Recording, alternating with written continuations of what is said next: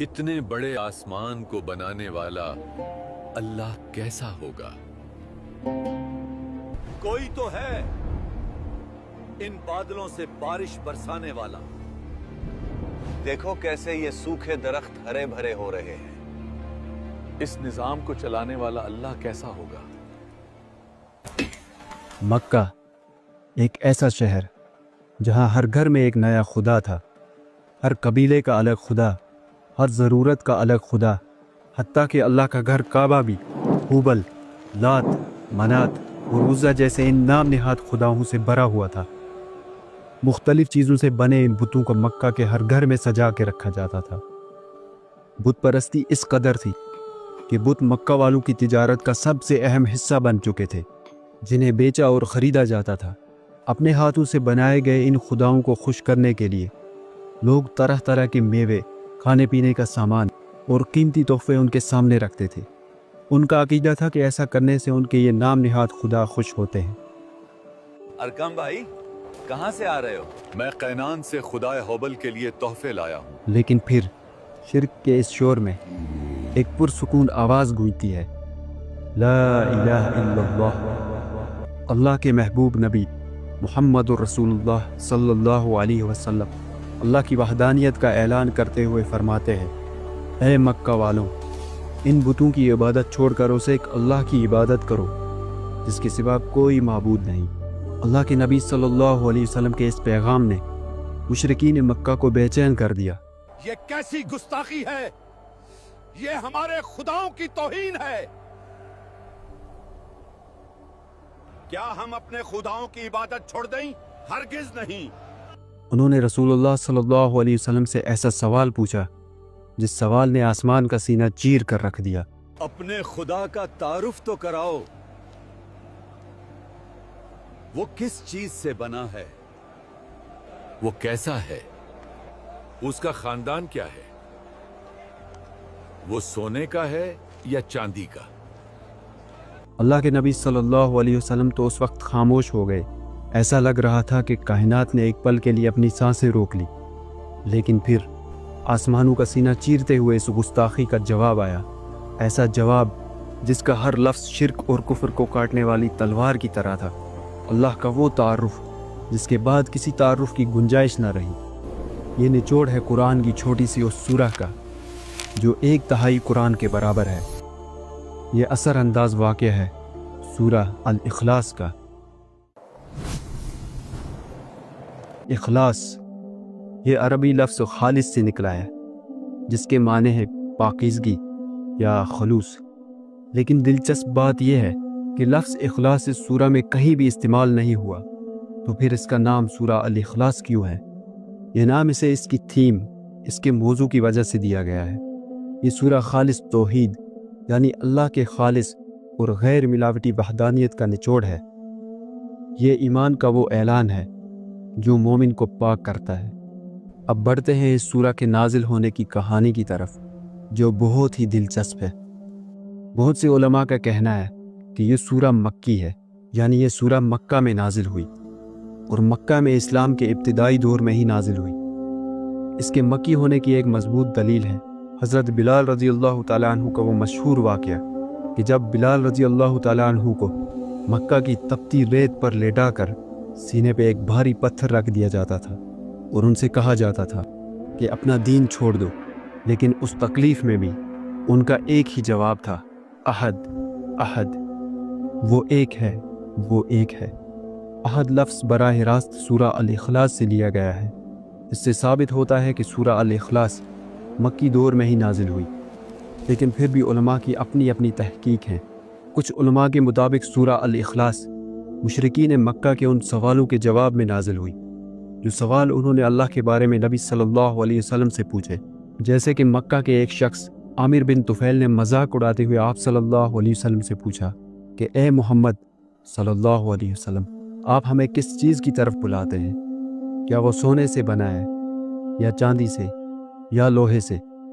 بعض علماء کا کہنا ہے کہ ہجرت کے بعد مدینہ کے یہودیوں نے آپ صلی اللہ علیہ وسلم سے پوچھا، اے محمد صلی اللہ علیہ وسلم، ہمیں بتائیں آپ کا رب کیسا ہے؟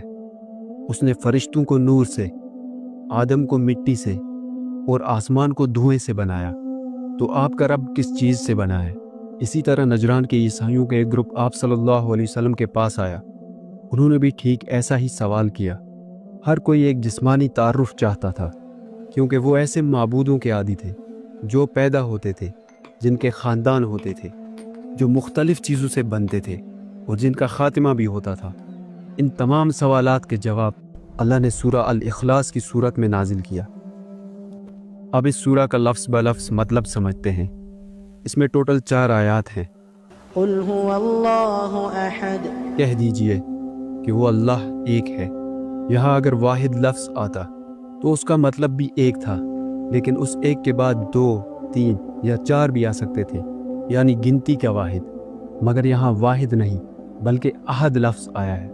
احد کا مطلب ہے مطلق وحدانیت، ایبسولوٹ وننس، وہ ایک جس کے بعد کوئی دوسرا نہیں آتا۔ احد لفظ عربی زبان میں قرآن کے بعد صرف اور صرف اللہ کے لیے استعمال ہوا ہے۔ دوسری آیت ہے اللہ الصمد، اللہ بے نیاز ہے۔ الصمد کے کئی معنی ہیں، جیسے کہ انڈیپینڈنٹ، پرفیکٹ۔ الصمد اللہ کی ایک صفت ہے کہ اللہ کسی کا محتاج نہیں، بلکہ ساری مخلوق اسی کی محتاج ہے۔ وہ نہ سوتا ہے، نہ کھاتا ہے، نہ پیتا ہے، بلکہ وہ ان ساری ضروریات سے پاک ہے۔ الصمد کا ایک معنی یہ بھی ہے کہ وہ ذات جس کی طرف مصیبت اور پریشانی میں رجوع کیا جائے، لم یلد ولم یولد، نہ اس نے جنا نہ وہ جنا گیا۔ یہ آیت عیسائیوں کے عقیدے کو رد کرتی ہے، جنہوں نے حضرت عیسیٰ علیہ السلام کو اللہ کا بیٹا کہا، اور یہودیوں کے عقیدے کو رد کرتی ہے، جنہوں نے حضرت عزیر علیہ السلام کو اللہ کا بیٹا کہا، اور ان مشرکین کے عقیدے کو رد کرتی ہے جنہوں نے فرشتوں کو اللہ کی اولاد کہا۔ کسی کے پیدا ہونے یا کسی کی پیدائش کا ذریعہ بننے کا مقصد ہوتا ہے اپنی نسل کو آگے بڑھانا، اور یہ وہی مخلوق کرتی ہے جنہیں اپنی نسل کے ختم ہو جانے کا ڈر ہو، جیسے انسان، حیوان، پرندے وغیرہ۔ لیکن اللہ ہمیشہ رہنے والا ہے، اس لیے اسے نہ نسل کی ضرورت ہے نہ ہی خاندان کی۔ یہاں پہ یہ بھی کلیئر ہو جاتا ہے کہ اللہ اس چیز سے بھی بالکل پاک ہے، نہ وہ کسی کی اولاد ہے نہ اس کی کوئی اولاد ہے۔ ولم یکن له کفوا احد، اور اس کے برابر کا کوئی نہیں، یعنی اللہ اپنی ذات اور صفات میں ایک ہے۔ سورہ الاخلاص کے بہت سے فضائل ہیں، اور اس کی ایک فضیلت یہ بھی ہے کہ یہ سورہ 1/3 یعنی 1/3 قرآن کے برابر ہے۔ علماء کرام فرماتے ہیں کہ پورا قرآن بنیادی طور پر 3 حصوں میں تقسیم ہے۔ توحید یعنی اللہ کی پہچان، اللہ کی وحدانیت، رسالت، نبوت اور الہی قانون یعنی وہ لاز جن سے ہمیں پتہ چلتا ہے کہ کیا کرنا ہے اور کیا نہیں کرنا، آخرت یعنی آخرت کا دن۔ سورہ الاخلاص خالص توحید ہے۔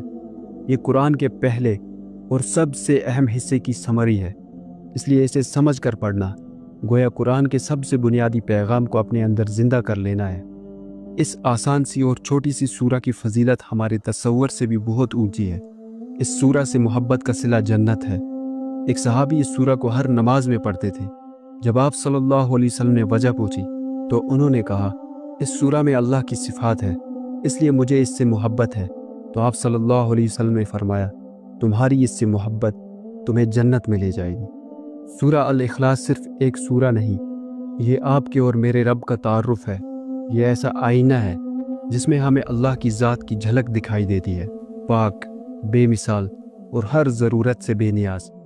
ایک مومن کی حیثیت سے سورہ الاخلاص کو معنی کے ساتھ پڑھنا ہمارے لیے بے حد ضروری ہے، کیونکہ ہر رشتہ پہچان سے ہے، اور اللہ کے ساتھ ہمارا رشتہ تبھی مضبوط ہو سکتا ہے جب ہم اللہ کو پہچان پائیں گے، کیونکہ اللہ کو پہچاننا زندگی کا سب سے بڑا ٹریجر ہنٹ ہے، اور سورہ الاخلاص اس خزانے کا نقشہ ہے۔